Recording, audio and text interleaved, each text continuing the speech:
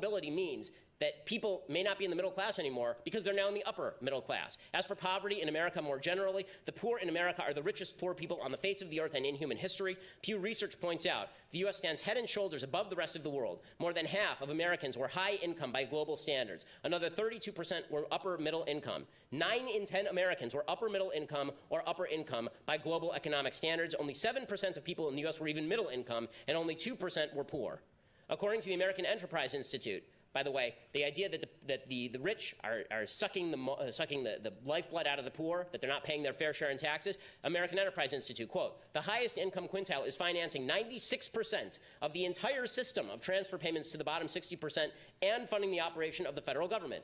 How about the idea that if you're in the top 1%, you are getting richer, but everybody else in the lower 99% is getting poorer? This makes no sense because people change in and out of the 1%. I've been in the 1%. I've not been in the 1%.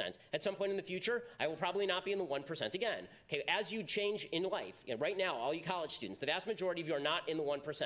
By the time that you are 10 years from now, 15 years from now, hopefully you'll have put your degrees to good use and you didn't major in poli-sci, and now you're actually going to be able to get a job and be in the 1%. Okay, as Thomas Sowell points out, by the way, income discrepancy varies largely by age. Households headed by someone 65 or older have more than 15 times as much wealth as households headed by someone under 35, because if you've been living a long time, you've been accruing wealth a long time. And as he points out, this is not because people who enter the 1% are evil. Everyone who is 65 was once 35, it turns out. Sowell also points out a University of Michigan study showed that most of the working people who were in the bottom 20% of income earners in 1975 were also in the top 40% by some point by 1991.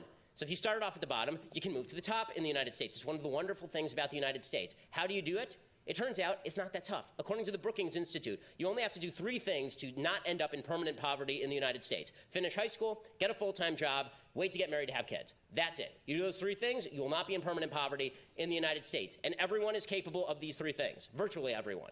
Okay, finishing high school, let's face it, the high school system in America, that means basically you know how to read the word cat, and you have to be spotted the C and the T if you want to graduate high school in the United States. Getting a full-time job, jobs are widely available, and waiting to get married before you have children, which to me is the most inexcusable decision that people make. It just means don't put that thing there without that other thing on it until you're married, you morons. Okay.